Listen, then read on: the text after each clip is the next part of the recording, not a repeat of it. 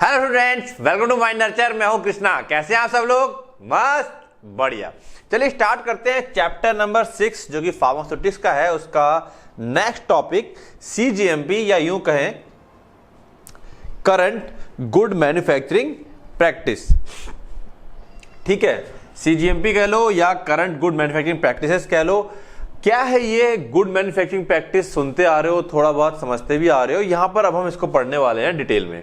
ठीक है, अच्छा, इसमें जो चीज हम पढ़ेंगे वही GMP भी है, बस आगे करंट लगा देते हैं तो वो CGMP हो जाता है। बात समझ में आ रही है? चलिए स्टार्ट करते हैं। थोड़ा इंट्रोडक्शन देखते हैं कि क्या चीजें हैं, कहां से क्या चीजें हो रही हैं। तो GMP refer to good manufacturing practices. सबसे पहले जो कॉन्सेप्ट आया था वो GMP का आया था, जिसका मतलब है गुड मैन्युफैक्चरिंग प्रैक्टिसेस, यानी कि जब आप मैन्युफैक्चरिंग करते हैं तो अच्छी प्रैक्टिस से करेंगे। गुड प्रैक्टिस का मतलब क्या होता है, जैसे कि आप सबको पता है, आप लोग देखते होंगे जब आप किसी होटल वाले के यहाँ जाते हैं तो वहां पे थोड़ा सा कई बार गंदगी वगैरह रहती है, पसीना है, कुछ और चीजें हैं। लेकिन वही जब खाना आपका घर में बनता है, आपकी मदर बनाती है तो प्रॉपर चीजों को वॉश करती हैं। ठीक है, उनको पसीना आता है तो कुछ और चीज रहता है, कपड़ा रहता है, उसे पोंछते हैं, मतलब वो अपना हाथ गंदा नहीं करती हैं। तो बस जब इसी तरीके से जब दवाइयों की मैन्युफैक्चरिंग हो तो ये लापरवाही करके ना हो कि भाई ये तो कोई और खाएगा, हम नहीं खाएंगे, तो लापरवाही से बनाई जाए, वो चीज नहीं होनी चाहिए। ठीक है, तो गुड मैन्युफैक्चरिंग प्रैक्टिस रेगुलेशन, जो इसके रूल्स और रेगुलेशंस थे वो सबसे पहले प्रोमलगेट किए गए थे by the US food and Drug administration, US FDA के द्वारा। ठीक है, अंडर द अथॉरिटी। ये जो एडमिनिस्ट्रेशन है ये कौन सी अथॉरिटी के अंदर काम करता है? Federal food drug and cosmetic act. ठीक है, जैसे हमारे जो ड्रग एंड कॉस्मेटिक एक्ट है उसके अंदर सारी अथॉरिटीज आती है, वैसी USA में federal food drug and cosmetic act आता है। इसके अंदर चैप्टर नंबर 4 है for food and chapter number 5, ठीक है, सब chapter ABCD and E for drugs end devices, जो भी इस्तेमाल होती हैं ड्रग्स और डिवाइसेस, उनके बारे में बातें हैं। अच्छा, ये स्पेशली ड्रग्स को लेकर के बातें हैं। तो इसके एक्ट के अंदर कौन कौन से चैप्टर्स मेंशन है वो यहाँ मेंशन कर दिया अंडरस्टैंडिंग के लिए। बात समझ में आई है? तो सबसे पहले जो इसके रूल्स को प्रोमलगेट किया गया था, किसके द्वारा किया गया था? US FDA के द्वारा किया गया था। Okay, these regulations which have the force of law. ये जो रेगुलेशंस हैं which have the force of law, यानी कि इनको कानून का बल प्राप्त है, यानी कि ये कानून के तहत मान्य है। ठीक है, इसीलिए ये कानूनी हो जाता है कि कोई जो मैन्युफैक्चरर है उसको चाहिए कि टेक प्रोएक्टिव स्टेप, वो प्रोएक्टिव स्टेप ले। प्रोएक्टिव मतलब होता है जो स्टेप पहले से ले लिए जाते हैं। जैसे कि हमको पता है क्या कि जब वर्कर काम करेगा तो उसका बाल टूट के गिर सकता है। ठीक है, तो हम पहले से ही उसके हेयर्स को कवर करके रखेंगे, उसमें डाल देंगे, SOP के अंदर लिख देंगे कि बिना हेयर कवर किया हुआ कोई भी वर्कर अंदर नहीं जाएगा। तो आपको पहले ही प्रोएक्टिव स्टेप ले लेने हैं to ensure that their products are safe, जिससे कि सुनिश्चित हो सके कि जो उनका प्रोडक्ट है वो सेफ है, प्योर है और इफेक्टिव है। ठीक है, अगर फेलियर होता है, failure of firms to comply with GMP, कि वो GMP का अनुपालन ना कर पाए, फर्म फेल हो जाती है इस चीज में, GMP रेगुलेशन का अनुपालन नहीं कर पा रही हैं, तो ऐसे केस में कैन रिजल्ट इन रिकॉल, और वो पकड़े जाते हैं तो उनको अपना जो प्रोडक्ट है वो वापस मंगाना पड़ेगा, या सीजर मतलब ये सीज होता है, एक्चुअली सीजर वाला हो गया, सीज है, सीज मतलब जब्त कर लेना, उनका या तो प्रोडक्ट जब्त कर लिया जाएगा, फाइन, उनको जुर्माना देना पड़ सकता है, इवन जेल हो सकती है। ठीक है, तो ये आपको GMP फॉलो करनी पड़ेगी। अगर WHO के हिसाब से GMP की डेफिनेशन लिखनी हो, या फिर यूं कहें कि GMP की अगर डेफिनेशन आ जाए आपके एग्जाम में, तो आप ये लिखेंगे GMP is that part of quality assurance. ये आपका MCQ बनेगा। GMP क्वालिटी एश्योरेंस का हिस्सा है, हम पहले पढ़ चुके हैं। जो क्वालिटी एश्योरेंस है बहुत बड़ी चीज होती है, उसके अंदर सारी छोटी छोटी चीजें आती हैं, उसी के अंदर GMP भी एक पार्ट है। ठीक है, विच इंश्योर, जो ये सुनिश्चित करता है कि जो प्रोडक्ट है इज कंसिस्टेंटली, लगातार, निरंतर प्रोड्यूस हो रहे हैं एंड कंट्रोल्ड हैं, जितना जो उसकी प्योरिटी, सेफ्टी, एफिकेसी, मतलब वो कंट्रोल्ड है ना, बहुत ज्यादा कहते हैं उसके अंदर क्वांटिटी बहुत ज्यादा नहीं है इंग्रेडिएंट की, या लो नहीं है, या प्योरिटी की जो रेंज जो उसके अंदर है, जो इम्प्योर चीज उसके अंदर पाई जाती है वो रेंज के अंदर पाई जा रही है। ठीक है ना, वो प्रोड्यूस हो रहे हैं, कंट्रोल्ड है टू द क्वालिटी स्टैंडर्ड्स। जो कंट्रोलिंग है वो क्वालिटी स्टैंडर्ड के अंदर है, appropriate to their intended use, और जिस पर्पज से वो बनाए गए हैं उस यूज के पर्पज से वो फिट हैं, and as required by the marketing authorisation और प्रोडक्ट स्पेसिफिकेशन। ठीक है ना, तो एप्रोप्रिएट है अपने यूज, जिस तरह से उनको यूज करना है, या एप्रोप्रिएट है यूज के हिसाब से, एंड जैसा कि मार्केटिंग ऑथराइजेशन जो अथॉरिटीज हैं उन्होंने कहा है उसके हिसाब से, या जो प्रोडक्ट का स्पेसिफिकेशन है कि प्रोडक्ट किस काम के लिए बना है उसके हिसाब से वो एप्रोप्रिएट है। ठीक है, तो डेफिनेशन है, इस डेफिनेशन को आप चाहें तो यहां पर स्टैंडर्ड्स इंटेंडेड यूज, यहां तक आप चाहें तो इसको रोक सकते हैं। ठीक है, आगे का वर्ड ना लिखें तब भी चल जाएगा। तो क्या है, जीएमपी क्वालिटी एश्योरेंस का ही पार्ट है, जिसका जो सुनिश्चित करता है कि हमारा प्रोडक्ट जो है वो लगातार प्रोड्यूस होता रहे, कंट्रोल्ड रहे टू द क्वालिटी स्टैंडर्ड, और क्वालिटी स्टैंडर्ड्स के अंदर रहे। ठीक है, जिससे कि जो उसका इंटेंडेड यूज है, जिस पर्पज से बनाया जा रहा है, वो हो सके। Okay, next, GMP covers all aspect of production. GMP production के सारे पहलुओं पर लागू होता है, यानी कि फ्रॉम रॉ मटेरियल को लाने से लेकर के फैसिलिटीज, क्या क्या फैसिलिटीज वहां पर हैं, ठीक है, मशीन्स, इक्विपमेंट, हैंड वॉशिंग चीजें, दूसरी चीजें जो भी हैं, and equipment, to personnel training, personnel trained है या नहीं है, उनकी हाइजीनिक कंडीशन कैसी है, और डॉक्यूमेंटेशन, सारी चीजें डॉक्यूमेंट हो रही कि नहीं हो रही हैं प्रोडक्शन की, ये सब चीजें क्या हैं, दिस जीएमपी के अंदर आती है। Clear? GMP is also sometime referred as CGMP. तो फिलहाल यहां तक क्लियर हो गया। ठीक है, जीएमपी के अंदर प्रोडक्शन के सारे पहलू आते हैं, यानी कि हम कह सकते हैं रॉ मटेरियल से लेकर के हमारा जो फिनिश्ड प्रोडक्ट है, जब तक कि प्रोडक्ट बन नहीं जाता है, उसके बीच में जितनी भी एक्टिविटीज हैं वो सब जीएमपी के अंदर आ जाएंगी। Okay, now GMP is also sometime referred to as CGMP. हम इसको अब सीजीएमपी कहने लगे। सी एक वर्ड जोड़ दिया गया है, सी का मतलब होता है करंट, और ये आपका 1 मार्क्स क्वेश्चन है, एमसीक्यू पूछा जा चुका कई बार। रिमाइंडिंग मैन्युफैक्चरिंग, ये सी है, ये वर्ड रिमाइंड कराता है मैन्युफैक्चरर को that they must employ technologies, उनको टेक्नोलॉजी एम्प्लॉय करनी है, लागू करनी है अपने प्रोडक्शन के लिए और सिस्टम के लिए, which are up to date, latest होनी चाहिए, in order to comply with the regulation, जिससे कि रूल रेगुलेशन का अनुपालन हो सके। तो ये चीज करंट क्यों जोड़ा गया है, इसका मकसद समझो। ठीक है, आप लोग कहेंगे सर ठीक है, क्या दिक्कत है, नई टेक्नोलॉजी नहीं भी होगी तो क्या हुआ, हमारा इंस्ट्रूमेंट तो सही है। तो होता क्या है, बात समझो यहाँ पे, इसका एग्जांपल समझते हैं। Systems and equipment use to prevent contamination, जो सिस्टम और इक्विपमेंट हम यूज करते हैं कंटेमिनेशन को रोकने के लिए या एरर्स को रोकने के लिए, which may have been first rate 20 year ago, 20 साल पहले हो सकता है कोई मशीन या इक्विपमेंट आया हो और वो क्लास 1 कैटेगरी का हो कि बस कोई गलती करेगा ही नहीं।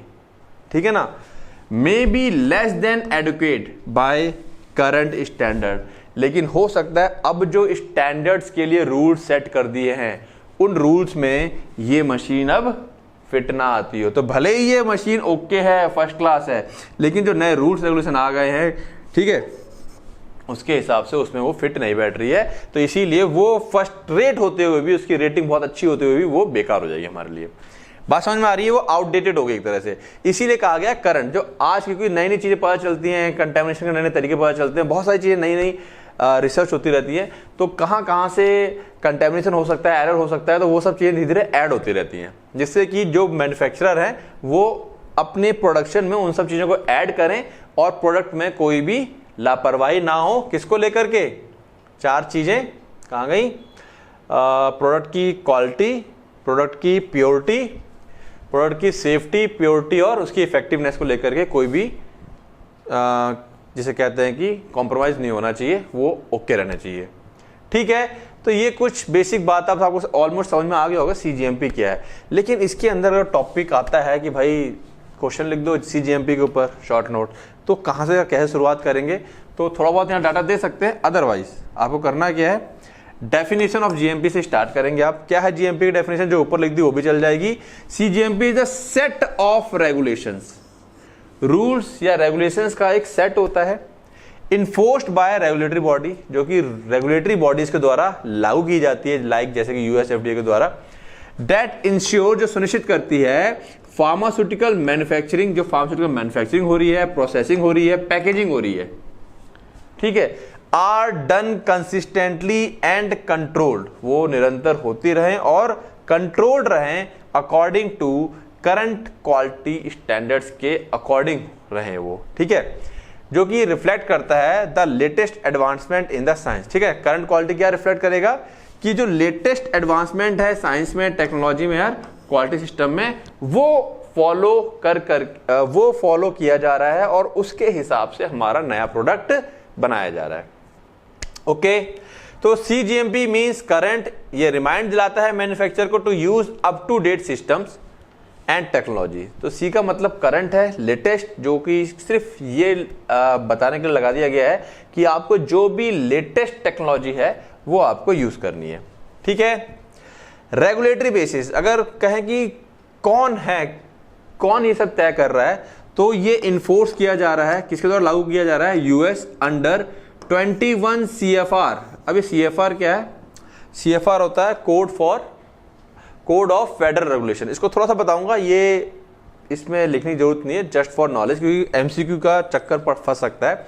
तो यूएसए में जो उनकी एक कह लो कोड फॉर रेफरल, जो उनका एक तरह से रूल्स रेगुलेशन की बुक है, उसका नाम है ये, ठीक है, 21 CFR, उसके पार्ट 210 और 211 में मेंशन है ये चीज, ठीक है, और उसके लागू किया जा रहा है। और रिक्वायर्ड बाय कौन इसको, मतलब किसके द्वारा ये कह सकते हैं हम लोग चाहिए, तो WHO, ठीक है, देन EU हो गया, ICH की जो गाइडलाइंस वगैरह होता है, और इंडिया में Indian schedule M for global compliance. क्यों चाहिए ये? तो रिक्वायर्ड बाय WHO के लिए चाहिए, इन सब लोगों ने कह दिया भाई चाहिए, शेड्यूल M में मेंशन है चाहिए, ये रूल्स आपको इसके अकॉर्डिंग फॉलो करने पड़ेंगे। WHO ने कुछ रूल्स दे रखे हैं, EU के कुछ रूल है, ICH के कुछ रूल्स हैं, ठीक है, हर किसी कंट्री ने अपने अपने हिसाब से दे रखे हैं ताकि ग्लोबल कॉम्प्लायंस हो सके, यानी कि ग्लोबल लेवल पे जो अनुपालन है वो GMP का हो सके, ठीक है, क्लियर है। चलते हैं आगे। अब ये कोड ऑफ फेडरल रेगुलेशन क्या है, फॉर नॉलेज बता दिया मैंने, ताकि थोड़ा सा आपको नॉलेज रहे इसका, कि एकदम से अचानक वर्ड आ जाए, आ सकता है, ठीक है, तो अब 1 मार्क्स में आएगा, ज्यादा नहीं आएगा, तो आपको पता होना चाहिए। The code of federal regulation हम CFR भी कहते हैं, ये एनुअल एडिशन होता है, इज द कोडिफिकेशन मतलब arrangement of journal and permanent rules. कुछ जर्नल और कुछ परमानेंट रूल्स होता है, ठीक है, कोड है तो कोडिंग कर दी गई है, ठीक है, एक तरह से अरेंजमेंट है। Rules published in the federal register, मैंने कहा ना, एक तरह समझ बुक है जो उनकी रिलीज की जा रही है by the department and agencies of the federal government, जो गवर्नमेंट होती है वहां की, उसके द्वारा इसको रिलीज किया जाता है। अब ये है क्या, इसमें इन CFR total 50 title, total 50 titles हैं, यानी कह लो 50 हेडिंग है, या यूं कह लो 50 चैप्टर हैं, जो कि गिवन इन द एंड में दिए हुए हैं। टाइटल नंबर 21 जो है वो for food and drug manufacturing के लिए है, उसके बारे में सारी बातें उसमें लिखी हुई हैं, ठीक है। अब जो टाइटल 21 है उसके 2 पार्ट हैं। The US CGMP regulations are divided into 2 parts, जो US का CGMP है 2 पार्ट में डिवाइड है, 210 और 211 ऑफ टाइटल 21, ठीक है। तो ये थोड़ा सा मेंशन किया हुआ है ताकि CFR वगैरह कोई टर्म कभी आ जाता है 1 मार्क्स के लिए तो आपको वो चीज क्लियर हो। तो 21 CFR पार्ट 210 जो है, 21 का 210, 21 का 211, ये बात करता है current good manufacturing practice in manufacturing, processing, packaging और holding of drugs and raw material, ठीक है। 210 में ड्रग्स एंड रॉ मटेरियल आ गया, और 21 CFR पार्ट 211 जो है वो current good manufacturing practices for finished pharmaceuticals, जो बन के रेडी हो गए हैं, अब उनके साथ कैसा क्या रहेगा चीजें, तो इसमें उसके लेकर के बातें लिखी हुई है। That's it. ये CFR वर्ड जो है कई बार आ सकता है पढ़ते हुए बुक में, या तो आपको पता होना चाहिए CFR कुछ है नहीं, एक तरह की उनकी रूल बुक है जिसमें सारी बातें लिखी हुई हैं, ठीक है। इसको एग्जाम में लिखने की जरूरत नहीं है, और किसी को लगता है कि हाँ याद है तो लिख सकता है, कोई दिक्कत नहीं है। तो डेफिनेशन होगी, ठीक है, रेगुलेटरी बेसिस, कौन कौन रेगुलेटरी एजेंसीज हैं जो इसको लागू कर रही हैं और मांग रही हैं एक तरह से। ऑब्जेक्टिव की बात करें तो सीधी सी बात है, सेफ्टी देखी जा रही है, to protect patient health by ensuring drugs are free from harmful contaminants और एरर। हम लोग पेशेंट की हेल्थ, यहाँ पे इसका ऑब्जेक्टिव क्या है कि पेशेंट की जो हेल्थ है वो सेफ रहे। कैसे सेफ रहेगी? अगर हमारा जो ड्रग है वो फ्री है हार्मफुल कंटेमिनेंट्स, उसमें किसी तरह की कोई मिलावट नहीं है या प्रोडक्शन के दौरान कोई ऐसी चीज आके नहीं मिल गई है उसके अंदर जो पेशेंट की हेल्थ को नुकसान पहुंचा सकता है। Purity, to ensure that drug contains only the intended ingredients. तो इसका दूसरा ऑब्जेक्टिव है कि हम ये सुनिश्चित करना चाहते हैं कि जो ड्रग है उसके अंदर सिर्फ और सिर्फ जो हमारा मतलब का इंग्रेडिएंट है वही है और करेक्ट स्ट्रेंथ और क्वालिटी में है। अदरवाइज स्ट्रेंथ क्वालिटी सही नहीं होगी तो अगेन पेशेंट की हेल्थ प्रॉब्लम में आ जाएगी। तीसरा है effective, to maintain the therapeutic effectiveness. भाई जो दवा खाएगा क्या वो थेरेपेटिकली इफेक्टिव है, यानी कि बीमारी को ठीक कर पाएगी? तो हाँ, ड्रग को ऐसा होना चाहिए कि वो थेरेपेटिकली इफेक्टिव हो, ठीक है, of the drug as claim, जैसा वो दवा क्लेम कर रही है कि हाँ हम बुखार ठीक कर देंगे, या बुखार ठीक कर देंगे मतलब उसके ऊपर लिखा होता है ना एंटीपायरेटिक, ठीक है, यानी कि बुखार के लिए तो बुखार ठीक करे, ठीक है, तो उसको इफेक्टिव भी हो रहे, ये भी इसका एक उद्देश्य है। कंसिस्टेंटली प्रोड्यूस, वो जब भी बने, किसी भी बैच में बने, एक समान बने, निरंतर बनती रहती है तो एक समान बने। To ensure batch to batch consistency, एक समानता बनी रहे batch to batch, using validated processes and strict control. अब ये वैलिडेटेड प्रोसेस का डिटेल थोड़ा सा जो नेक्स्ट लास्ट वाला लेक्चर करेंगे उसमें और अच्छे से आएगा। वैलिडेटेड मतलब जो ऐसी प्रोसेस जिनको पहले से ही प्रूफ किया जा चुका कि हाँ इस प्रोसेस को फॉलो करोगे तो हमारा प्रोडक्ट 100% सही बनेगा, ठीक है। कॉम्प्लायंट विद रेगुलेटरी रिक्वायरमेंट्स, तीसरा, जब जीएमपी फॉलो करोगे तो अपने आप अनुपालन करोगे किसका? रेगुलेटरी रिक्वायरमेंट्स का, यानी कि meet national and international regulations. तो जीएमपी फॉलो करने का उद्देश्य ये भी है कि जो रेगुलेटरी रिक्वायरमेंट है वो पूरी हो जाती है, जैसे यूएस एफडीए की हो, WHO की हो, ठीक है, EU की हो, या इंडिया में जो शेड्यूल M है, ध्यान रखना शेड्यूल M के अंदर जीएमपी के बारे में सारी बातें लिखी हुई हैं कि कैसे क्या रहेगा, तो वो फॉलो होती रहे।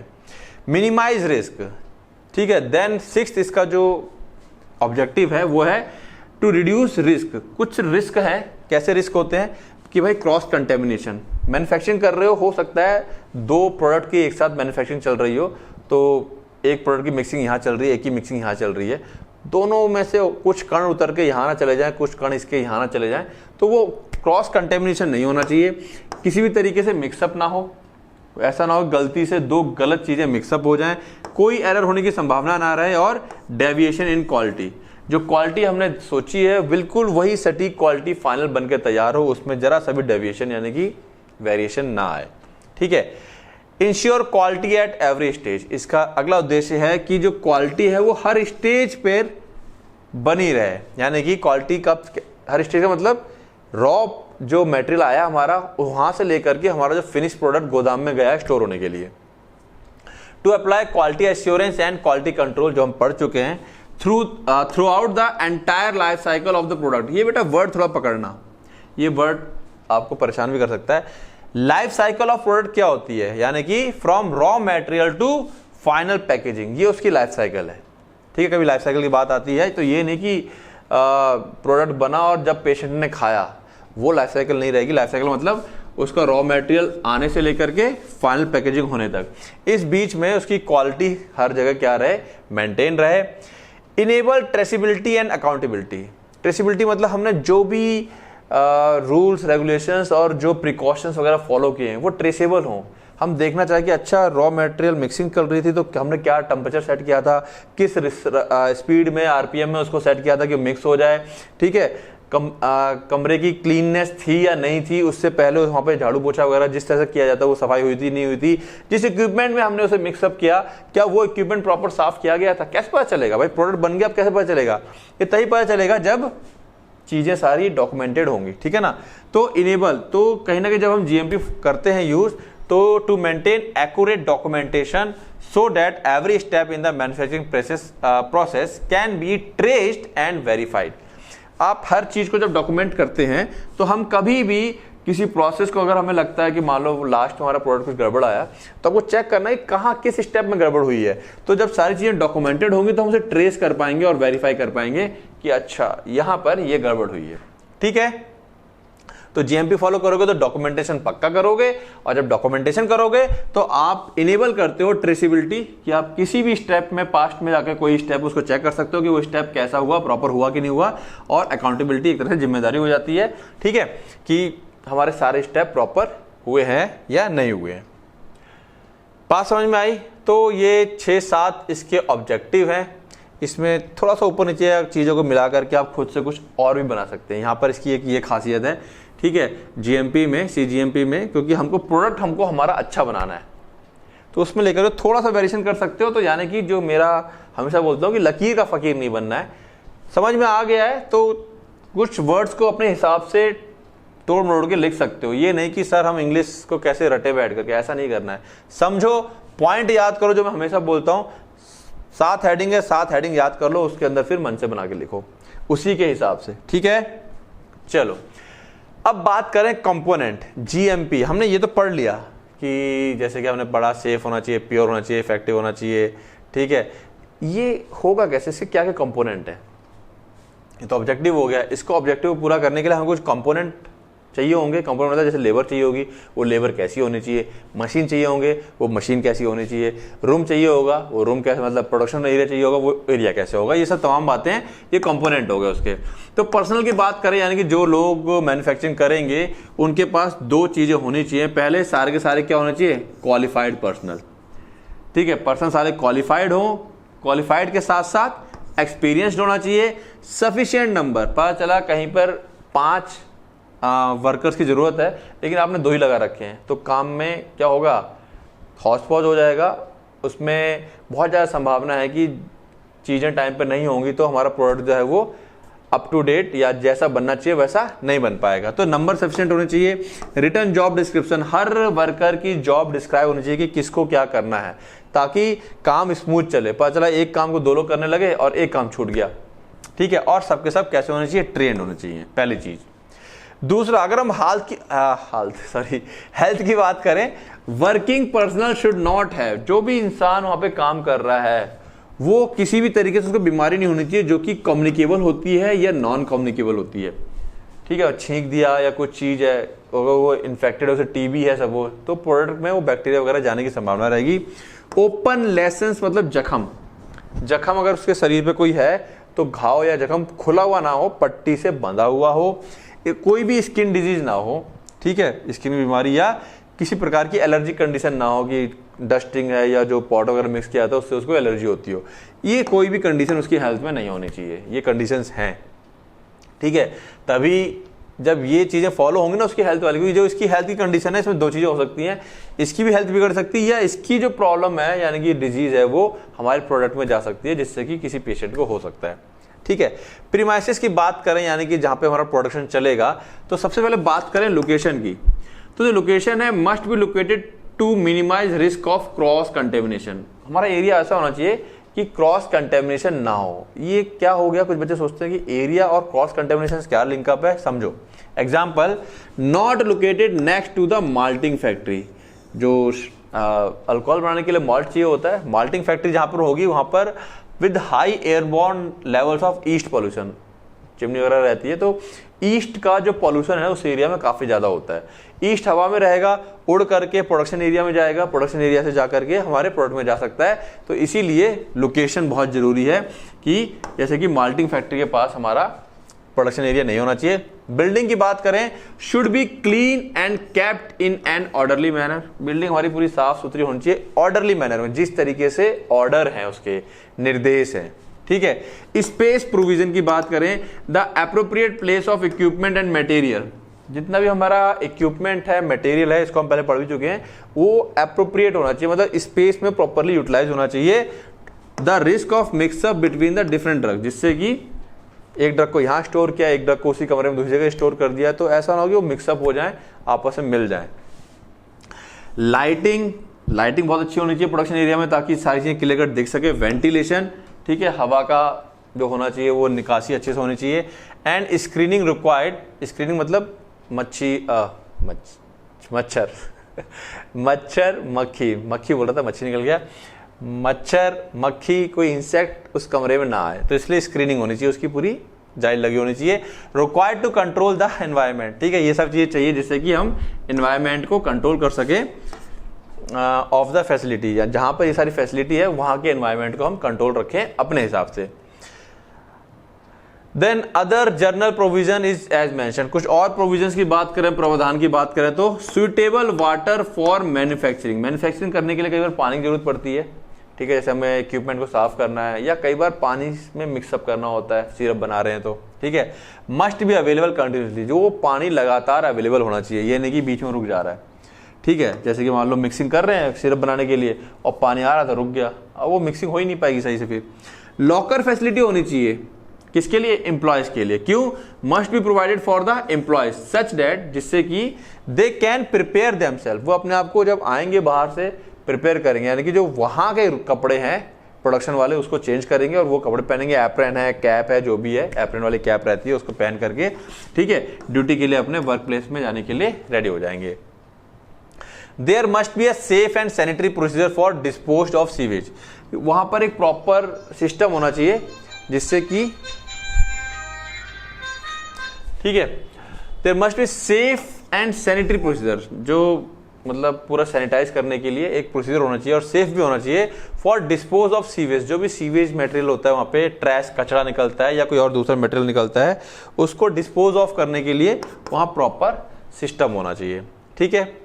अब अगर हम डिजाइन की बात करें कि भाई जो हमारी जगह है वो किस हिसाब से डिजाइन होनी चाहिए, तो डिजाइन की बात करें तो डिजाइन कुछ इस प्रकार से होना चाहिए, हमारा जो एरिया है minimise the risk of error, गलती की जो संभावनाएं हैं वो मिनिमम हो जाए, ठीक है, यानी कि दो प्रोडक्ट की मिक्सिंग चल रही है तो किसी भी तरीके से आपस में ना मिले, यानी कि उन दोनों को अलग अलग कमरे में क्या किया जाए, मिक्सअप किया जाए, एक कमरे में मिक्सअप ना किया जाए, फॉर एग्जांपल, ठीक है। परमिट इफेक्टिव क्लीनिंग, जब कमरे के अंदर साफ सफाई हो तो ऐसा ना हो कि कुन्ने उन्ने में हम साफ सफाई कर ही नहीं पा रहे हैं, तो इस तरह से अरेंजमेंट होना चाहिए मशीन्स का कि इफेक्टिव क्लीनिंग हो सके। परमिट इफेक्टिव मेंटेनेंस, अब पता चला मशीन को कुन्ने में लगा दिया है, जब मेंटेनेंस की बारी आई या उधर का प्लास्टर टूटा हुआ है तो प्लास्टर नहीं हो पा रहा, या मशीन की कुछ पार्ट्स वगैरह चेंज कर रहे हैं तो मशीन में पार्ट्स वगैरह चेंज करने में बड़ी दिक्कत आ रही है, ठीक है। अवॉइड क्रॉस कंटेमिनेशन, ठीक है, प्रीमाइसेस का डिजाइन ऐसा होना चाहिए कि क्रॉस कंटेमिनेशन नहीं होना चाहिए, जैसे कि अभी बताया हमने, अंदर के पड़े हुए प्रोडक्ट का क्रॉस कंटेमिनेशन हो सकता है या एनवायरमेंट में कोई चीज मौजूद है उसका हो सकता है। और अवॉइड बिल्डअप ऑफ डर्ट, जहां प्रोडक्शन एरिया वहां पे डर्ट गंदगी ना आए और ना डस्ट आए, ठीक है। आपने देखा होगा अपने घरों में अगर नॉर्मली भी हम रोज सवेरे उठते हैं तो डस्ट जमा हुई होती है, हम लोग कितना भी खिड़की दरवाजे बंद रखें, तो ये चीज वहां पे नहीं होनी चाहिए। Maximum protection against entry of insect, bird and animal, insect, bird और एनिमल किसी भी तरीके से जाली से, खिड़की से, दरवाजे से वहां अंदर ना घुस पाए, उसके लिए मैक्सिमम प्रोटेक्शन होना चाहिए।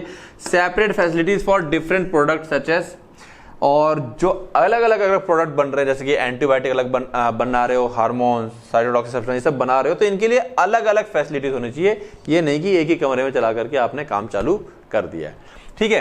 तो ये कुछ डिजाइन के पैटर्न है कि आपको डिजाइन इस तरह से करना है, ये जीएमपी के अंदर आता है कि अगर जीएमपी फॉलो करोगे तो आप ये सब चीजें फॉलो करोगे, उसके कंपोनेंट है ये।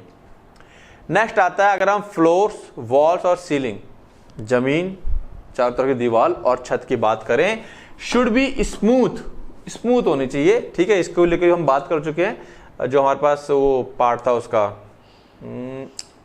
मैन्युफैक्चरिंग प्लांट का जो पहला लेक्चर था, ठीक है ना। इम्परवियस होना चाहिए, उसमें कोई चीज ऐसा ना हो कि एब्जॉर्ब हो जाए, पानी वानी टाइप का। हार्ड वियरिंग होनी चाहिए, हार्ड होना चाहिए, ये नहीं कि टूट फूट जाए। इजी टू क्लीन, और क्लीन करने में आसानी होनी चाहिए। देन हाइजीन, ईटिंग, ड्रिंकिंग, जो वहाँ पे ईटिंग एरिया है वो वहाँ से अलग होना चाहिए और वो हाइजीनिक होना चाहिए काफ़ी, ठीक है। ड्रिंकिंग भी हाइजीनिक होनी चाहिए। Smoking should not be allowed, उस एरिया में स्मोकिंग तो अलाउड होनी नहीं चाहिए इन द प्रोडक्शन एरिया, ठीक है। और प्रोडक्शन, अच्छा ठीक है, हाइजीनिक मतलब ये बात करा कि अगर प्रोडक्शन एरिया में आप ईटिंग कर रहे हो या ड्रिंकिंग कर रहे हो, वो हाइजीनिक तरीके से होना चाहिए, वो बस आप खाओ तो आपके पेट में जाए, बिल्कुल फैलाना नहीं है, साफ सुथरे तरीके से खाना पीना है। कुछ स्पेसिफिक एरियाज हैं फॉर डिफरेंट प्रोसेस, यानी कि प्रोडक्शन कर रहे हो तो प्रोडक्शन एरिया अलग होना चाहिए, क्वालिटी कंट्रोल का एरिया अलग होना चाहिए, वेइंग एरिया अलग होना चाहिए, स्टोरेज एरिया अलग होना चाहिए, एंसिलरी एरिया यानी कि आपकी कैंटीन वगैरह जो रहती है वो सब एरिया अलग होना चाहिए। ये नहीं कि एक ही कमरे में दो तीन चीजें घुसा रखी है, ऐसा नहीं करना है, ठीक है। अगर जीएमपी फॉलो करोगे तो ये सारे एरियाज सेपरेट होने चाहिए, सीधी सी बात है। और ये सारे एरिया हम लोग मैन्युफैक्चरिंग प्लांट वाला जो टॉपिक था वहां पढ़ चुके हैं, ठीक है। प्लम्बिंग को भी पढ़ चुके हैं, प्लम्बिंग होनी चाहिए, यानी कि portable water shall be supplied continuously, जो पीने वाला पानी है वो लगातार सप्लाई रहनी चाहिए। Portable water shall meet the standards, वो जो स्टैंडर्ड्स हैं फैक्ट्री एक्ट के तहत वो सारे वहाँ होने चाहिए। Drain shall be of adequate size, जो ड्रेनेज है पानी के निकलने का, है ना, हाथों धुलते हैं, खाना खाया, कुल्ला किया, ठीक है, and connected directly to sewer, और वो सीधा जो ड्रेनेज है यानी पानी की निकासी है सीधा जो हमारी मेन सीवर लाइन है उससे कनेक्ट होनी चाहिए। देखो ये सारी चीजें आप लोगों को ऑलमोस्ट पता है कि हाँ ऐसा होता है। अब बस आप पॉइंट नोट कर लेंगे क्या क्या पॉइंट देना है और उसके अंदर क्या क्या लिखना है, वो फिर आप थोड़ा सा समझ लेंगे तो अपने मन से बना के लिख सकते हैं, ठीक है। Then washing and toilet facility, ठीक है, तो एडिक्वेट यानी कि पर्याप्त, इनफ जो होनी चाहिए, वॉशिंग फैसिलिटी होनी चाहिए, shall be provided including hot and cold water, वहां पे दोनों हॉट एंड कोल्ड वाटर होने चाहिए, साबुन हर समय रहना चाहिए, डिटर्जेंट रहना चाहिए, एयर ड्रायर रहना चाहिए, है ना, हाथ सुखाने के लिए, और सिंगल सर्विस टॉवल, अगर टॉवल का यूज हो रहा है तो सिंगल सर्विस, उसका यूज किया उसके बाद फिर वो कचड़े में गई, इस टाइप की टॉवल्स आती हैं, ठीक है। And clean toilet facility, toilet जो है पूरे क्लीन रहने चाहिए, easily accessible to working area, और वर्किंग एरिया से ऐसे होने चाहिए कि वहां का वर्कर इजीली जा सके और फिर वहां से आ सके। जब वो क्लीन रहेगा तो टॉयलेट में जब आना जाना रहेगा तो प्रोडक्शन एरिया में गंदगी नहीं आएगी, ठीक है। Sanitation, there shall be written procedure for the use of suitable rodenticides, जो सैनिटाइज करेंगे हम अपने प्रोडक्शन एरिया को जीएमपी के तहत, तो उसमें रिटन प्रोसीजर होना चाहिए कि कैसे किया जाएगा, ठीक है। जैसे कौन सा रोडेंटिसाइड लिया जाएगा, रोडेंट्स जो चूहे वगैरह मारने के लिए, कौन सा इंसेक्टिसाइड यूज होगा, कौन सा फंगिसाइड, कौन सा fumigating agent and cleaning and sanitising agent use होंगे और किस प्रकार से किया जाएगा, वो सारा रिटर्न होना चाहिए वहां पर। Then maintenance, any building used in the manufacturing, processing, packaging और holding of the drug product, कोई बिल्डिंग जो मैन्युफैक्चरिंग, प्रोसेसिंग या पैकेजिंग या स्टोरेज के लिए यूज हो रही है, shall be maintain in good state of repair, अगर कोई इसमें तोड़फोड़ हो रही है या कुछ भी चीज होती है, कुछ स्विच खराब हो गया है तो वो गुड स्टेट ऑफ रिपेयर, मतलब फटाफट उसकी रिपेयरिंग करके काम हो जाना चाहिए, ठीक है। क्लियर है बातें? तो ये सारी बातें किसके अंदर थी, पॉइंट नंबर हमारा डिजाइन के अंदर, कि एक प्रीमाइसिस जो है उसके डिजाइन में क्या क्या चीजें होनी चाहिए जीएमपी के तहत, ठीक है। नाउ रॉ मटेरियल, जो रॉ मटेरियल होना चाहिए वो सिर्फ और सिर्फ अप्रूव्ड सप्लायर से ही लेना है, यानी कि वेंडर क्वालिफिकेशन एंड ऑडिट होते रहने चाहिए कि जो हमारा सप्लायर है जो हमको देता ला करके वो सही है, समय समय पर उसका ऑडिट होना जरूरी है। टेस्टिंग एंड रिलीज, आइडेंटिटी कि वो प्रोडक्ट क्या है, purity and potency check before use, भले ही आपका ये अप्रूव्ड सप्लायर, लेकिन जब आपका रॉ मटेरियल आता है तो उसका पहले टेस्टिंग होगा फिर आगे के लिए रिलीज किया जाएगा, ठीक है। प्रॉपर स्टोरेज, अगर रॉ मटेरियल आ गया है और कुछ दिनों के बाद काम शुरू होना है तो टेम्परेचर, ह्यूमिडिटी और सेग्रीगेशन कंट्रोल्स को देखते हुए आपको उसको क्या करना है, स्टोर करना है, ठीक है, कि कितने टेम्परेचर पे किया जाए, कितनी ह्यूमिडिटी और सेग्रीगेशन, किन किन चीजों से उसे अलग रखना है या कौन सी चीज उसके पास ना आए, अदरवाइज वो रिएक्ट कर सकता है, ठीक है। तो ये हो गया रॉ मटेरियल को लेकर के जीएमपी, गुड मैन्युफैक्चरिंग प्रैक्टिस अगर कर रहे हो तो रॉ मटेरियल के साथ आप ये सब चीजें फॉलो करोगे, क्लियर है।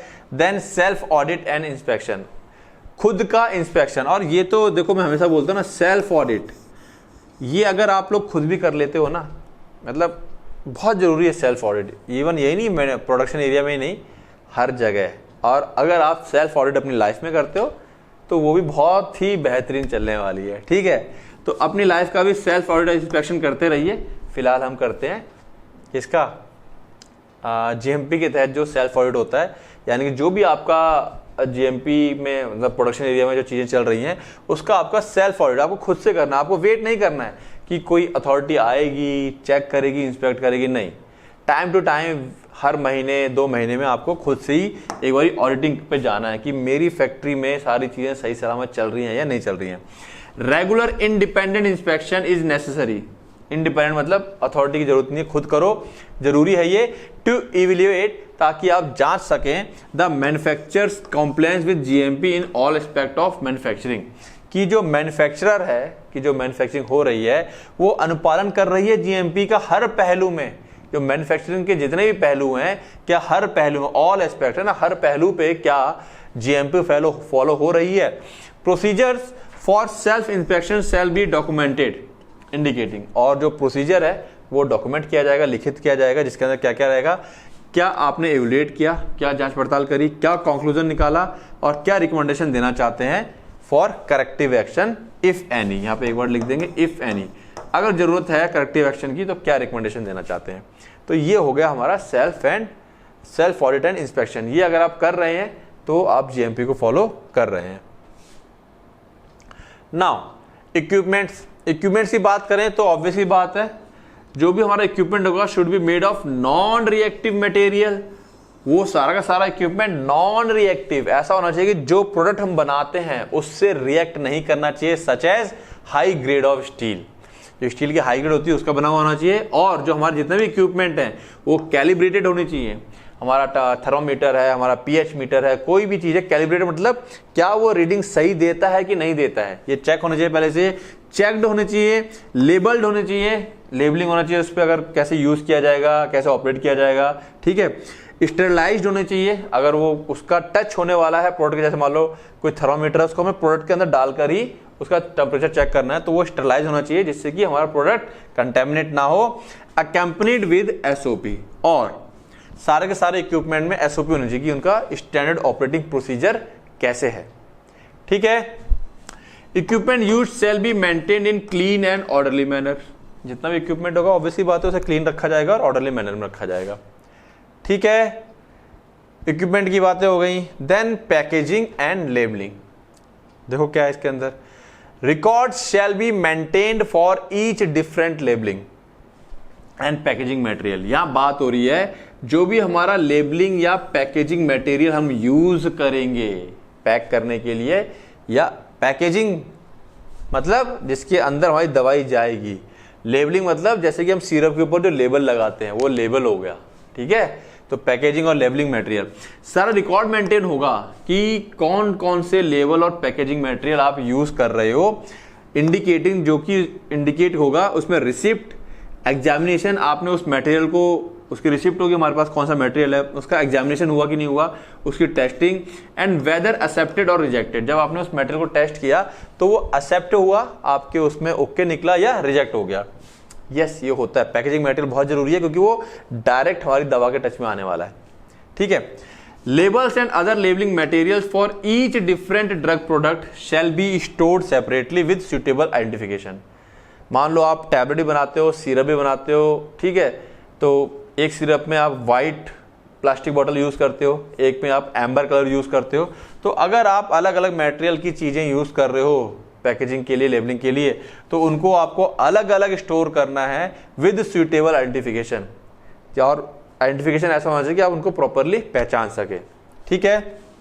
Then labelling material issued for a batch, जो भी लेबलिंग मटेरियल अब आपने स्टोर कर लिया, आपने मंगा लिया, भाई आपको पता है आप साल भर में करीब 1 लाख सिरप बेचेंगे, आपने मंगा लिया 50,000 सिरप या 10,000 सिरप निकाल लिया, और आप बैच बनाते हैं 1000 का, कि एक बार में आप 1000 सिरप बना रहे हैं, ठीक है। तो क्या कह रहा है, लेबलिंग मटेरियल हो गया या लेबल के लिए कोई मटेरियल मंगाया हुआ है, तो जब बैच बना हमारा 1000 वाला तो 1000 लेबल निकल के आएंगे वहां से स्टोर हाउस से, ठीक है।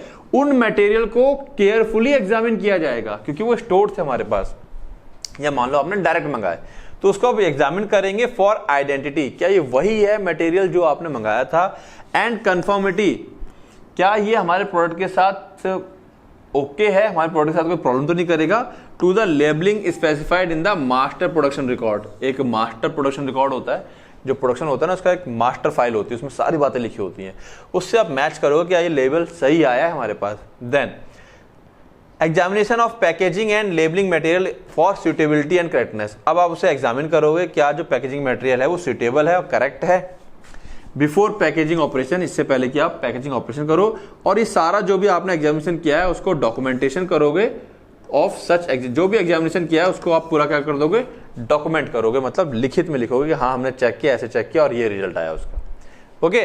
तो पैकेजिंग एंड लेबलिंग भी आसान नहीं है, और लगता है ना कि हाँ लाओ कार्टून लाओ पैक कर दो, ऐसा नहीं होता, ठीक है।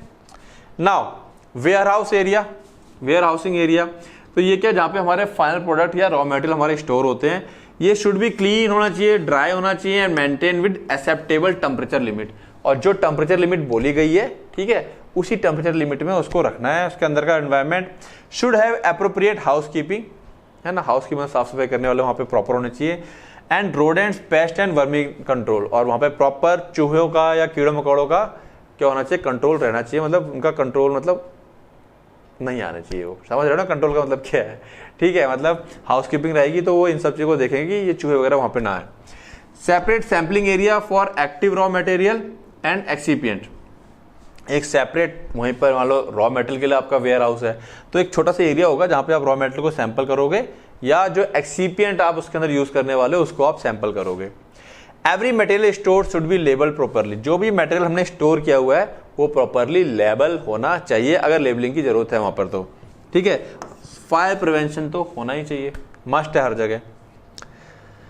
Now complaints and product recall system, GMP का रूल है कि आपको कंप्लेंट और प्रोडक्ट को रिकॉल सिस्टम भी आपका मजबूत होना चाहिए कि भाई अगर कंप्लेंट आ रही है तो कोई कंप्लेंट कैसे करेगा, और अगर गलती से आपका प्रोडक्ट डिफेक्टिव है तो आप मार्केट से रिकॉल कैसे करोगे, ठीक है। तो रिकॉल वाले को पार्ट को भी हम डिटेल में देखेंगे अभी, ओके। फिलहाल समझते हैं इसके अंदर क्या है।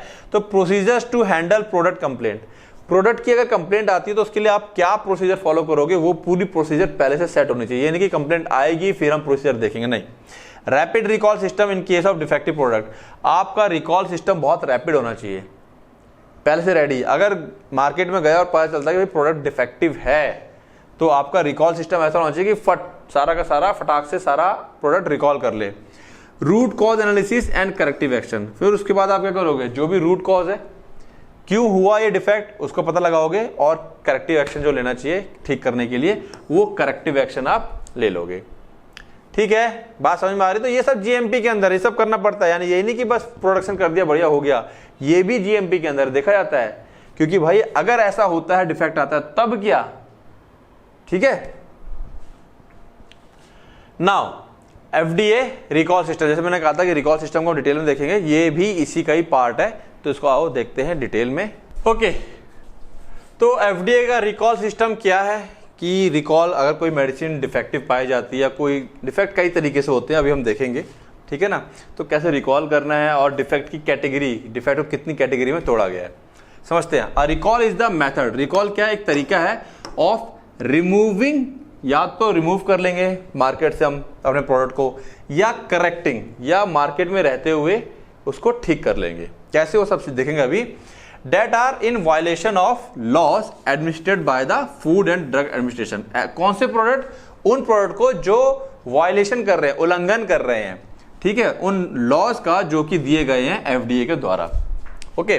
तो 21 CFR 7, ठीक है, फिर से CFR का जिक्र आया, प्रोवाइड्स गाइडेंस, इसके अंदर गाइडेंस है, तरीके बताए गए हैं कि किसका मतलब क्या समझा जाएगा और कैसे क्या काम करना है, सो दैट रिस्पॉन्सिबल फर्म, जो फर्म जिम्मेदार है, may conduct an effective recall, वो इफेक्टिव रिकॉल कर सके।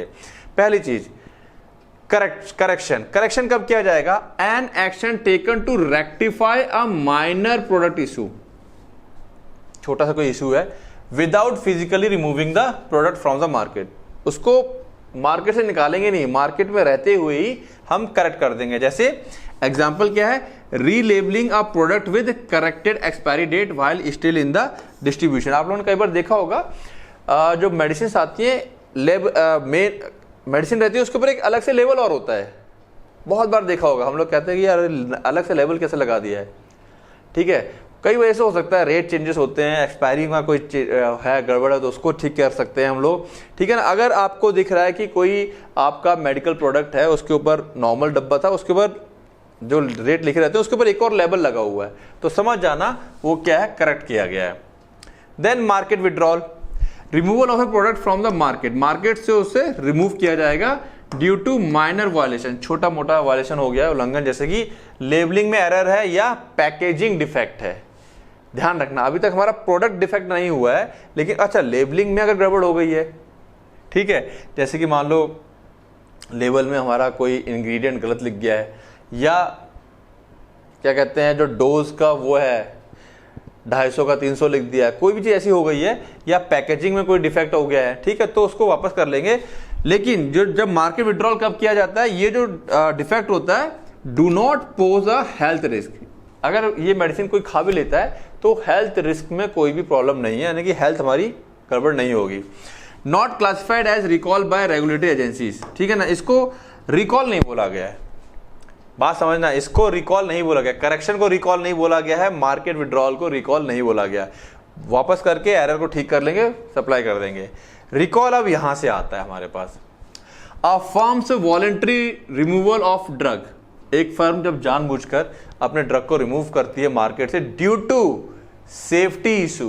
अब सेफ्टी का इशू आ गया है, यानी कि पेशेंट की हेल्थ खराब हो सकती है, उसकी इफेक्टिविटी में कुछ गड़बड़ है ड्रग की, या कुछ ड्रग का क्वालिटी इशू है जो कि वायलेट कर रहा है सीजीएमपी रेगुलेशन को, और हेल्थ रिस्क है उसके साथ, पोज हेल्थ रिस्क। ऊपर वाले दोनों केसेस में हेल्थ को लेकर के कोई प्रॉब्लम नहीं थी, तो रिकॉल उसको किया जाएगा, उसको बोला जाएगा रिकॉल। एग्जाम्पल क्या है? Contaminated injectables, incorrect potency. मान लो जो इंजेक्टेबल्स थे, ठीक है, वो हमने लैब टेस्टिंग के लिए भेज दिया, हम ओवर कॉन्फिडेंस में थे सपोज कि हाँ ठीक है ओके है, या हमने एक सैंपल टेस्ट किया वो ठीक निकला, तब तक हमने मार्केट में भेज दिया, फिर सैंपल द्वारा चेक किया तो कंटेमिनेटेड निकला। कुछ भी हो सकता है। इनकरेक्ट पोटेंसी, जो उसकी क्षमता है, मान लो उसमें लिखा है 250 और पहुंचा है 500, ठीक है ना, पोटेंसी सही नहीं है। माइक्रोबियल कंटेमिनेशन, या गलती से उसके अंदर कोई माइक्रोब्स का कंटेमिनेशन हो गया है, यानी कि इन तीनों ही केसेस में क्या है, हमारे पेशेंट की हेल्थ खराब हो सकती है, तो इसीलिए अब रिकॉल किया जाएगा। बात समझ में आई? तो रिकॉल क्या है और ये चीजें अलग हैं। रिकॉल की स्ट्रेटजी क्या रहेगी, क्या रणनीति रहेगी रिकॉल करने की? तो पहले हमें आप प्री डिफाइंड प्लान आउटलाइन करना पड़ेगा, एक प्लान बनाना पड़ेगा, ठीक है। How a recall will be execute, की रिकॉल कैसे करना है, क्यों, हमको ये देखना है कि हमारा जो प्रोडक्ट है वो कहां पहुंच गया है, ठीक है। क्या हमारा प्रोडक्ट कस्टमर के पास पहुंच गया है, या केवल होलसेलर के पास तक ही है, कि वो होलसेलर के पास पहुंच गया है, कि रिटेलर के पास तक है, या कंज्यूमर लेवल तक है। तो हमको पहले डेप्थ समझनी पड़ेगी रिकॉल की, कि कहां तक हमारा प्रोडक्ट पहुंच गया है, तो हमें कहां तक इसको रिकॉल करवाना है। पब्लिक नोटिफिकेशन, प्रेस रिलीज किया जाएगा या डायरेक्ट कम्युनिकेशन किया जाएगा, भाई ये प्रोडक्ट है, ऐसे ऐसे गड़बड़ है, अगर किसी के पास पहुंच गया है तो उसको आप यूज ना करें। Effectiveness check, verifying recall completion, और जब रिकॉल हो जाएगा तो उसको चेक करेंगे क्या हमारा पूरा प्रोडक्ट वापस आ गया। पता चला 1 लाख थी टैबलेट या सिरप, उसमें से 90,000 आई, 10,000 नहीं आई, हम शांति से बैठे और 10,000 जो खाएगा उसकी फिर हेल्थ दिक्कत में आ जाएगी, ठीक है। तो ये चेक, तो ये है रिकॉल स्ट्रेटजी। हमको पहले देखना है कि हमारा माल कहां तक पहुंच गया है, फिर हम पब्लिक में नोटिस जारी करेंगे और फिर चेक करेंगे क्या हमारा माल पूरा लौट आया। क्लियर है? रिकॉलिंग फर्म ऑब्वियसली बात है, जो कंपनी रिस्पॉन्सिबल होती है फॉर मैन्युफैक्चरिंग, डिस्ट्रीब्यूटिंग और सेलिंग, मैन्युफैक्चर करने के लिए या डिस्ट्रीब्यूट करने के लिए या सेल करने के लिए, उसी को हम लोग रिकॉलिंग से फर्म कहते हैं। अब इसमें एक टर्म आता है रिमूवल। रिमूवल हमने एक ऊपर भी वर्ड यूज किया था, वो मार्केट रिमूवल कहा था। ये सिंपल एक वर्ड है रिमूवल। इसका मतलब क्या है? The physical retrieval of a defective और non complaint product from the supply chain. Physical मतलब मार्केट से उठा ही लिया उसे, ठीक है, उसको हम क्या कहते हैं? रिमूवल। मतलब डेफिनेशन है। अगर रिकॉल में हम कहते हैं रिमूवल, तो इसका मतलब है कि हमने उसको बिल्कुल हटा दिया मार्केट से, ठीक है। फार्मेसी, हॉस्पिटल या डिस्ट्रीब्यूटर से बिल्कुल उठा करके वापस कंपनी में ले आए हैं। Can apply to both recalls and market withdrawal. अब क्योंकि फिजिकल रिट्रीवल रिकॉल में भी होता है और मार्केट विड्रॉवल में होता है, तो ये दोनों जगह रिमूवल वर्ड आपको मिलेगा, ठीक है। ये डेफिनेशन है एक तरीके। रिस्क टू हेल्थ, अब जो हमारा प्रोडक्ट डिफेक्टिव पहुंचा है उसको 3 कैटेगरी में तोड़ा जाएगा, कि वो क्लास 1 का है, क्लास 2 का है, क्लास 3 का है, ठीक है। तब पोटेंशियल हजार्ड और defective drug posed to patient, कितना ज्यादा नुकसान, हजार्ड मतलब नुकसान एक डिफेक्टिव ड्रग पेशेंट को दे सकता है, उसको हम क्लासिफाई करते हैं 3 कैटेगरी में। सीवियर रिस्क यानी कि लाइफ थ्रेटनिंग, अगर उसको खा लिया तो इंसान की डेथ हो सकती है, यानी कि रॉन्ग एक्टिव इंग्रेडिएंट उसके अंदर मिला हुआ है, ठीक है। दूसरा है class 2 temporary harm, reversible injury, यानी कि इनकरेक्ट डोज थी, डोज थोड़ी कम ज्यादा थी, तो थोड़ी देर के लिए दिक्कत होगी लेकिन वो ठीक आ जाएगा। फिर क्लास 3 होती है low risk, unlikely to cause harm, वो हो सकता है नुकसान नहीं पहुंचाए, जैसे कि माइनर पैकेजिंग डिफेक्ट वगैरह होता है, तो उसमें कोई भी नुकसान हेल्थ को नहीं होता है। तो यहां से आपका क्वेश्चन बनेगा कि जो डिफेक्टिव प्रोडक्ट्स होते हैं रिकॉल के लिए, उसमें 3 कैटेगरी कौन सी हैं। रूटीन सर्विसिंग, क्या रूटीन सर्विसिंग को डिफेक्ट माना जाएगा? रूटीन सर्विसिंग मतलब समझ लो कोई मशीन वगैरह है, उसकी सर्विसिंग होती है और वो क्या हो गई, खराब हो गई है, उसका पार्ट बदलना है, तो वो जो सर्विस होती है रूटीन जा करके, तो वो जो मशीन खराब हुई है वो डिफेक्ट नहीं हुई है, वो रूटीन सर्विसिंग के अंदर आता है, ठीक है, वो डिफेक्टिव नहीं माना जाता है। नॉर्मल मेंटेनेंस और adjustment of medical device, medical device का जो नॉर्मल मेंटेनेंस किया जाएगा या एडजस्ट किया जाएगा किसी इक्विपमेंट का, that do not require regulatory reporting.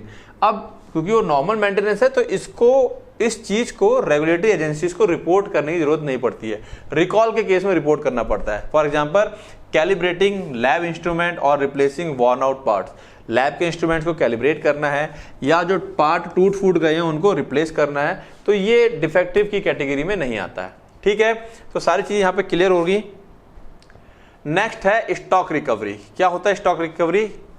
Retrieval मतलब वापस मंगाना of a defective product before it reaches consumer. Consumer के पास पहुंचने से पहले ही, मतलब वो पहुंचा ही था डिस्ट्रीब्यूटर तक, होलसेलर तक, हमने पहले उसे मंगवा लिया। ठीक है, उसी को हम लोग क्या कहते हैं? स्टॉक रिकवरी कहते हैं। Not considered a recall if a product has not been distributed to the pharmacies and hospital. हम इसको रिकॉल नहीं कहेंगे, इसको हम स्टॉक की रिकवरी कहेंगे अगर वो फार्मेसीज और हॉस्पिटल तक नहीं पहुंचा, यानी कि हमारे पेशेंट के एकदम करीब नहीं पहुंचा है। ठीक है, तो छोटे छोटे वर्ड हैं रिकॉल सिस्टम के अंदर, ये आपको आने चाहिए, यहां से आपका अच्छा खासा एमसीक्यू बनेगा। ठीक है, अब जब आप गुड मैन्युफैक्चरिंग प्रैक्टिस पढ़ते हो तो उसके अंदर जो पैकेजिंग वाला पार्ट होता है उसमें आता है एक हेडिंग टेम्पर रेजिस्टेंट पैकेजिंग, यानी कि हमारी जो पैकिंग होनी चाहिए वो टेम्पर रेजिस्टेंट होनी चाहिए। टेम्पर मतलब अगर प्रोडक्ट के साथ कोई छेड़छाड़ कर दी गई है, प्रोडक्ट खोल दिया गया है, तो हमको पता चल जाए कि जो हमारा प्रोडक्ट है वो क्या हुआ है, मतलब यूज हुआ है या उसके साथ कोई छेड़खानी करी गई है। ठीक है, तो डेफिनेशन की बात करें, टेम्पर रेजिस्टेंट पैकेजिंग जिसे टीआरपी कहते हैं, इज अ सिक्योरिटी फीचर। ये क्या है? सिक्योरिटी फीचर है designed to show visible evidence. इसको डिजाइन इस तरह किया जाता है कि जो विजिबल एविडेंस, कि हम आंखों से देख के पहचान ले कि हमारा प्रोडक्ट प्रॉपरली सील पैक नहीं है, और सील पैक नहीं है तो हमको वो नहीं लेना है। If a drug package has been open, अगर ड्रग का पैकेज को ओपन किया गया है या अल्टर्ड, भाई उसे खोल करके हो सकता है उसमें कुछ और मिला दिया गया हो कंपनी को बदनाम करने के लिए, ओपन अल्टर्ड उसमें कोई बदलाव किए गए हैं या कॉम्प्रोमाइज हुआ है, यानी कि उसके साथ कुछ मिलावट कर दी गई है before reaching the consumer. Okay, इसीलिए ये हमारे पास क्या होता है? टेम्पर प्रूफ पैकेजिंग होती है। इट हेल्प प्रिवेंट टेम्परिंग, छेड़खानी करने से रोकता है, ये कंटेमिनेशन करने से रोकता है, काउंटरफिटिंग उसमें कोई नकली दवाई मिला दो उससे रोकता है, और मैलिशियस एडल्ट्रेशन, हमारा ओरिजिनल प्रोडक्ट में कोई गंदा प्रोडक्ट मिलाने से हमको रोकता है। कौन? Temper resistant packaging. क्लियर होगी ये बात? ओके, तो कौन कौन से पैकेजेस हैं जो टेम्पर प्रूफ होते हैं? जिसमें पहला आता है फिल्म रैपर, आपने देखा होगा जैसे हमारी सिरिंज इस तरह से आती है। अच्छा, अब देखो ये पूरी पैकेजिंग है ना, अब मान लो कहीं से फटी हो हल्की सी, तो इसका मतलब हो सकता है कि इसके अंदर से निकाल करके इसके अंदर भाई सुई है, किसी को इन्फेक्टेड निडल करके फिर वापस अंदर कर दी गई हो, तो यानी कि गड़बड़ है मामला। तो इसीलिए निडल्स का तो बिल्कुल पैक होना जरूरी है। तो ये फिल्म रैपर इस तरह फिल्म में रैप होकर के आती हैं। देन ब्लिस्टर पैक्स, ये सब आपको देखा ही है, टैबलेट्स किस तरह से होते हैं, और ये कैप्सूल आते हैं इस तरीके से, इसको हम ब्लिस्टर पैक्स कहते हैं। अगर ये फटा होगा नीचे से या यहाँ से कहीं से फटा होगा तो हमें पता चल जाएगा भाई गड़बड़ है, तो उस टैबलेट को या उस पत्ते को हम लेंगे ही नहीं। ठीक है, देन बबल पैक्स आते हैं इस तरीके से। अच्छा, बबल पैक्स में क्या रहता है? थोड़ा सा डिफरेंस आता है। ब्लिस्टर पैक में नीचे थोड़ी सी जो पैकेजिंग रहती है ना वो थोड़ी सी वैसी रहती है, हार्ड टाइप ही रहती है, और बबल पैक में जो इसके नीचे के जो यानी कि मेडिसिन है ना, इसके नीचे का जो रहेगा वो इस तरीके से थोड़ा सा सॉफ्ट टाइप का रहता है, और यूं कह सकते हैं हम लोग। ठीक है ना, तो ये बबल इस तरह देखने लगता है कि बबल टाइप का उभरा हुआ है ये, तो इसको हम बबल कहते हैं। और ये ब्लिस्टर है ना, काफ़ी सारी गैपिंग हम देख सकते हैं, पैकिंग में काफ़ी अंतर है। तो ये ब्लिस्टर पैकेजिंग होती है और ये बबल पैकिंग होती है हमारी। Then shrink, seal and band, इस तरह से हम लोग जो सिरिंज वगैरह होती हैं उन पर इस तरह से पैकिंग लगा देते हैं। आप लोगों के घरों में सिलेंडर आते हैं है ना, सीएनजी वाले, उसमें भी ऐसी पैकेजिंग रहती है। तो ये सील भी कंफर्म करती है अगर ये ब्रेक हो रखी है, इसका मतलब इसमें कुछ छेड़खानी की गई है, इसको हम श्रिंक, सील या बैंड्स कहते हैं। देन फॉइल, पेपर और प्लास्टिक पाउचेस की पैकिंग रहती है, ये भी टेम्पर प्रूफ है। इसमें अगर कोई हम छेड़खानी करेंगे तो पता चल जाएगा कि ये प्रोडक्ट हमारा क्या है, अल्टर किया गया है, यानी कि उसमें कुछ बदलाव किए गए हैं। ये पाउचेस आ गए इस टाइप से। देन हमारे पास आता है बोतल सील, आपने देखा होगा बोतल के यहाँ पे सील रहती है इस टाइप से। ठीक है, तो सील कंफर्म करती है कि हमारी जो बोतल है वो कहीं पे बीच में खोली नहीं गई है, उसमें कोई चीज़ मिलाई नहीं गई है। टेप सील, ब्रेकेबल कैप इस टाइप से, do not use if seal is broken, इस टाइप से लपेट करके पैक कर देते हैं, ये भी होता है कई बार। देन सील्ड ट्यूब, जो ट्यूब होते हैं हमारे, हम लोग देखते हैं आगे से क्या होते हैं, सील्ड होते हैं ना, कैप को उल्टा करके पंक्चर करते हैं, फिर यहाँ से हमारे पास क्रीम निकलती है। क्लियर है, बात समझ में आ रही है?